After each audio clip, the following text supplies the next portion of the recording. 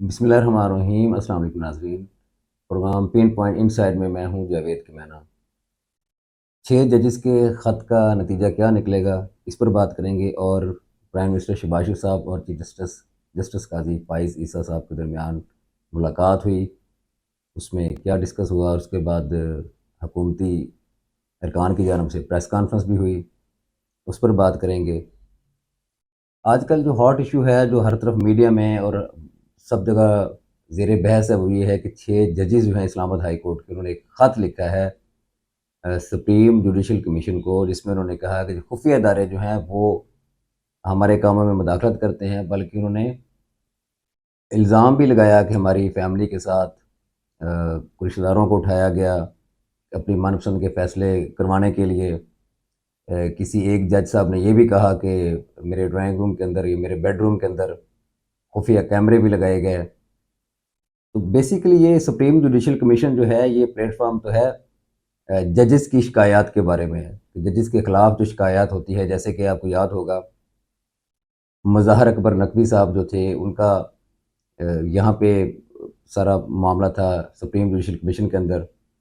تو یہ ججز کا معاملہ اس میں ہوتا ہے، لیکن جو باقی کوئی ادارے ہوں وہ یہاں پہ فعال تو نہیں کرتے ان کے خلاف کوئی شکایت کی جائے، لیکن یہ ہے کہ اس خط کو یا شکایت کو جو سپریم کورٹ کے چیف جسٹس قاضی فائز صاحب انہوں نے پک کیا، اس پر انہوں نے نوٹس بھی لیا، کیونکہ ایک شور مچا ہوا تھا۔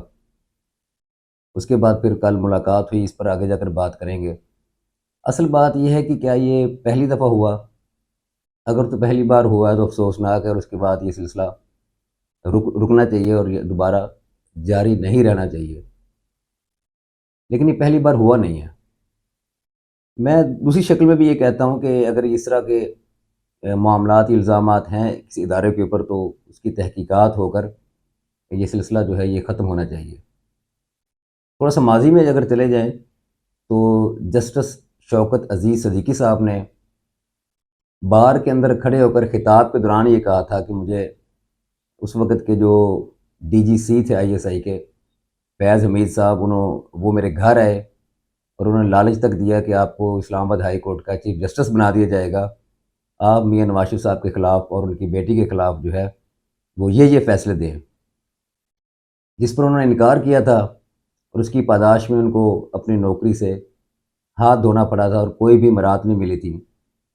ان کی برات کے بارے میں چند روز قبل جو ہے وہ آنریبل چیف جسٹس جو ہے انہوں نے فیصلہ دیا، اور ان کو وہ ان کی برات جو ہے وہ بحال کی گئی، اور ان کی جو اس وقت نوکری سے ان کو فارغ کیا گیا تھا، اس کو غیر قانونی اور غیر آئینی قرار دیا گیا۔ اس کے بعد مرحوم جج ارشد ملک صاحب جو تھے، آپ کو یاد ہوگا انہوں نے کیا کہا تھا، انہوں نے بھی یہ کہا تھا کہ ہمارے اوپر دباؤ کے ساتھ یہ فیصلے کروائے جا رہے تھے، اور اس کے بعد ان پر اتنا دباؤ آیا کہ وہ بیچارے اسی ٹینشن میں رہے جتنا عرصہ بھی رہے، اور بلاخر ہارٹ اٹیک کے بعد وہ زندگی کی بازی ہار گئے۔ کیا اس وقت ان 6 ججز میں سے کسی نے ان کا ساتھ دیا، یا ان کی بات کو سیکنڈ کیا، یا اون کیا، یا کسی اور جج نے بھی ان کے ساتھ کھڑے ہوئے؟ ایسا نہیں ہوا۔ میں نے کل پوسٹ لگائی، بات تو عجیب سی، لیکن چلے ایک ریفرنس کے طور پہ کوٹ کرتا ہوں، اس میں بہت جو اہل عقل ہیں ان کو سمجھ آ جائے کہ میں کہنا کیا چاہ رہا ہوں۔ زنا بالجبر اور زنا بالرضا دونوں زنا ہی ہیں، لیکن جو زنا بالجبر ہے اس میں سزا ہے، اور جو رضا کے ساتھ ہو رہا ہے اس میں کچھ بھی نہیں ہے۔ یعنی کہ اگر آپ اپنی رضا کے ساتھ کسی سیاسی جماعت کو، کسی محبوب قائد کو، محبوب لیڈر کو فیور دیں تو وہ ٹھیک ہے۔ اگر کوئی آپ سے جبر کے ساتھ کہے کہ جی آپ دوسرے کو سزا دے دیں جو ان کا محبوب لیڈر نہیں ہے، تو وہ زیادتی ہے۔ یہی ہو رہا ہے، اور یہ صرف اداروں کا دباؤ نہیں، سیاست کی جو مداخلت ہے، سیاستدانوں کی جو مداخلت ہے، وہ بھی ختم ہونی چاہیے۔ ماضی کے اندر بڑا عرصہ تک جو ہے وہ میاں نواز شریف صاحب کو عدلیہ سے ایک سہولت کاری ہوتی رہی ان کے لیے، اور کافی عرصہ سے اب جو ہے وہ بانی پی ٹی آئی کے لیے سہولت کاری ہو رہی ہے۔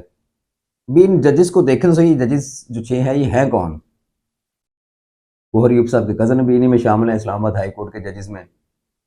اس کے بعد جو خاتون جج ہیں وہ پی ٹی آئی کی لیگل کی رکن رہ چکی ہے، جو لیگل ونگ ہے ان کا، قانونی ونگ ہے، لائر ونگ جسے کہتے ہیں.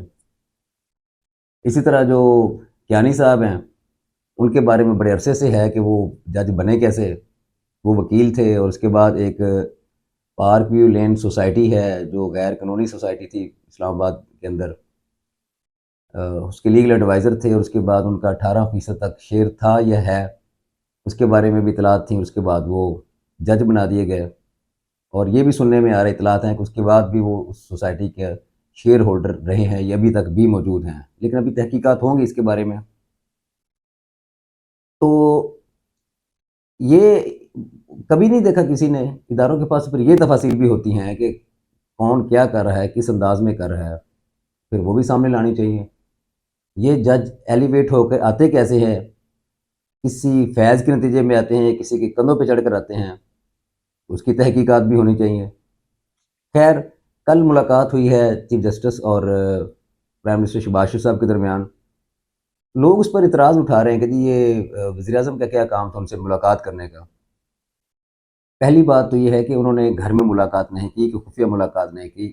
انہوں نے سپریم کورٹ کے اندر جا کے ملاقات کی ہے، جہاں پہ چیف جسٹس صاحب کے ساتھ بھی 2 سینئر ججز موجود تھے، اور اسی طرح پرائم منسٹر کے ساتھ بھی طارق صاحب تھے، اور جو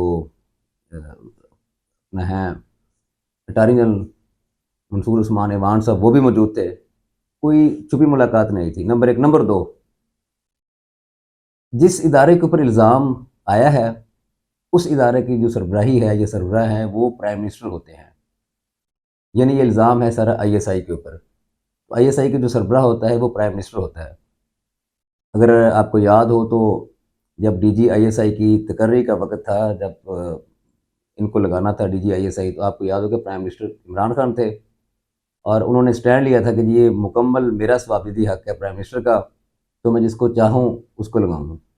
جب ندیم انجم صاحب کی تعیناتی کا ٹائم تھا، تو پرائم منسٹر جو ہے وہ بیسکلی آئی ایس آئی کے سربراہ ہوتے ہیں.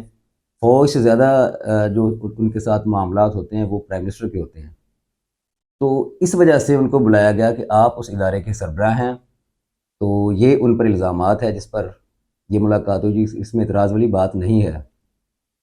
شہباز شریف صاحب نے یقین دہانی کرائی ہے، اور اس کے بعد اگر کچھ صحافیوں نے سوال بھی کیے تو انہوں نے کہا جی پریس کانفرنس ہوگی 4:15 بجے، تو آپ سارے معاملہ سن لیجیے گا کیا ہمارا ڈسکس ہوا ہے. اس پر حکومت نے ایک غیر جانبدار جو ہے وہ تحقیقاتی کمیشن بنانے کا اعلان کیا کہ وہ جو کوئی ریٹائرڈ جج یا سابق جج ہوں جن کے بارے میں سب کے اتفاق رائے بھی ہو، وہ اس کی تحقیقات کریں. اور پرائم منسٹر یہ بھی کہا کہ اگر ان کی مداخلت ہے تو میں اپنے ادارے کو ہدایت دوں گا کہ وہ اس طرح کی نہ انٹرفیرنس کریں، مداخلت کریں. لیکن ماضی کے اندر بھی اگر فیصلے لکھوانے میں اثر انداز یہ ادارہ ہوا ہے تو پھر وہ تحقیقات بھی اس ادارے میں آئیں گی. اور ماضی میں آپ کو پتہ ہی ہے کہ کیا ہوتا رہا. ماضی میں کن کے کہنے پہ ثاقب نثار صاحب جو ہیں، میرے منہ سے لفظ کو اور نکلنے لگا تھا لیکن چلیں، ثاقب نثار صاحب جو ہیں وہ فیصلے لکھتے تھے. لاہور ہائی کورٹ کے 2 ایڈوکیٹ، 2 وکلا جو تھے وہ فیصلہ لکھتے تھے، واٹس ایپ کر دیا جاتا تھا. وہ صاحب بھی پڑھتے تھے اور ثاقب نثار بھی پڑھتے تھے. اس کے بعد وہ فیصلہ آ جاتا تھا، جناب وہ نواز شریف صاحب کے خلاف ہے، یا مریم نواز صاحبہ کے خلاف ہے، یا پیپلز پارٹی کے قائدین کے خلاف ہے. اس کے بعد کہانی ختم ہوئی. تو پھر وہ تحقیقات بھی ساری ہونی چاہیے نا کہ ماضی میں کون کون اس گنگا کے اندر ہاتھ دھوتا رہا ہے. پی ٹی آئی نے خیر اس کمیشن کو مسترد کر دیا ہے، اور انہوں نے کہا کہ جی حکومت اگر کوئی اس طرح کا تحقیقاتی کمیشن بنائے گی تو ہم اس پر ایگری نہیں ہیں. لیکن اس کا ایک آسان حل ہے. میاں داؤد صاحب ایڈوکیٹ جو ہیں، بڑے سینئر نامور وکیل، انہوں نے جوڈیشل کمیشن کے اندر یہ درخواست بھی دائر کر دی ہے، اور یہ کہا ہے کہ جی یہ 6 ججز ہیں، یہ چاہتے ہیں کہ یہ پی ٹی آئی کے، میں نام تو نہیں لینا چاہ رہا تھا لیکن سیاسی جماعت پی ٹی آئی کے پینل کے اوپر ہیں سمجھ لیں، اور یہ ان کو فائدہ پہنچانا چاہتے ہیں، اور ماضی کے اندر بھی ان کے فیصلے ایسے ہیں، اور ان کا مقصد جو ہے وہ سائفر فیصلے کے اندر خان صاحب کو ریلیف دینا ہے، اور وہ اس دباؤ کے نتیجے میں ریلیف دینا چاہیں گے. یہ انہوں نے ایک اپنے الزام لگا لے کہہ لیں، یا انہوں نے ایک اپنی اس میں جو خط لکھا ہے یا پٹیشن فائل کی ہے، پٹیشن فائل کی ہوئی ہے، اس کے اندر یہ مینشن کیا ہوا ہے. تو میاں داؤد صاحب کی اس بات کو سیکنڈ کرنے کے لیے آسان حل یہ ہے کہ یہ دیکھا جائے کہ بانی پی ٹی آئی کے یا پی ٹی آئی کے کتنے مقدمات ان ججز کے سامنے لگے، اور اس میں کتنے فیصد انہوں نے کیا فیصلے دیے، کیا ان کی فیور کے فیصلے تھے یا ان کی مخالفت میں تھے. تو میرا خیال ہے، میری ذاتی جو ریسرچ ہے، وہ 99% جو فیصلے ہیں وہ ان کو ریلیف دینے کے بارے میں ہیں. تو اس کا مطلب تو پھر یہ ہے کہ یہ کوئی اور ہی ایجنڈا تھا، لیکن چلیں، جو ایجنڈا بھی تھا اس کا رزلٹ نکل جائے گا. کیسے نکلے گا؟ جب ہم کسی مقدمے کے لیے کوئی مقدمہ دائر کرتے ہیں عدالت کے اندر، یہ کوئی بھی کرتا ہے، تو ججز جو ہیں وہ کوئی بھی ہوں، سیشن کورٹ سے لے کے سپریم کورٹ تک، وہ شواہد دیکھتے ہیں کہ کیا ان کے پاس ٹھوس شواہد ہیں. اگر مقدمہ خارج کرتے ہیں یہ آنریبل ججز، تو وہ بھی اس بنیاد پہ کرتے ہیں کہ ٹھوس شواہد نہیں ملے. اور کسی کو اگر جزا سزا بھی ہوتی ہے تو اس میں بھی یہ مینشن کیا جاتا ہے کہ جو ٹھوس شہادتوں یا شواہد کی بنیاد پر یہ کیا جاتا ہے. کیا یہ جو 6 اسلام آباد ہائی کورٹ کے ججز ہیں، یہ اپنے جو انہوں نے الزامات لگائے ہیں، بلکہ چیف جسٹس صاحب کے گھر جا کے کل انہوں نے ملاقات کی، انہوں نے بلایا ہوا تھا افطاری کے بعد، 2-2.5 گھنٹے ملاقات جاری رہی ہے قاضی فاضل صاحب کے ساتھ. انہوں نے انفرادی طور پہ سب کو سنا ہے. اور اگر ان الزامات کے یہ ثبوت فراہم نہیں کر پاتے تو کیا ہوگا؟ تو یہی ہوگا کہ مس کنڈکٹ کے جرم میں گھروں میں گھر چلے جائیں گے، اور وہ پھر ایک پراپوگنڈا ہوگا کہ جی یہ انہوں نے ادارے کو چھیڑا تو ادارے نے ان کو گھر بھیج دیا. نہیں، جب آپ کسی پہ الزام لگاتے ہیں، چاہے ایک وہ سپریم ادارہ ہے، اس پر الزام لگاتے ہیں تو آپ کو ثبوت دینے پڑیں گے. اگر آپ ذاتی پریکٹسز کے اندر روزانہ کی بنیاد پر مقدمات میں شواہد کے بغیر بات نہیں کرتے، تو یہ صرف ایک الزام لگانے کی حد تک نہیں ہے، پھر آپ کو شواہد دینے پڑیں گے. تو شواہد کیسے دیں گے؟ شواہد ہیں ہی نہیں. گھر میں کیمرے لگائے، ڈرائنگ روم میں یا بیڈ روم میں کیمرہ لگا ہے، تو گھر میں پہلے بھی کیمرے موجود ہیں نا. تو آتا جاتا بندہ نہیں محسوس ہوا یا کیمرے میں آیا کہ کون آ کے کیمرے بیڈ روم کے اندر لگا گیا اور پتہ بھی نہ چلا کسی کو. تو یہ ایسی چیزیں ہیں جو شواہد مانگیں گی. آگے جا کے جو کمیشن قائم ہوگا وہ بھی ثبوت مانگے گا. ثبوت ان کے پاس ہیں کوئی نہیں، سوائے باتوں کے، سوائے اندازوں کے، سوائے ٹیموں کے. اس کا نتیجہ یہ نکلے گا کہ ان میں سے کچھ ججز جو ہیں وہ پھر اپنے مس کنڈکٹ کی بنیاد پر گھروں کو چلے جائیں گے. اپنا خیال رکھیے گا. اگلے پروگرام تک اجازت دیجیے گا. اللہ حافظ.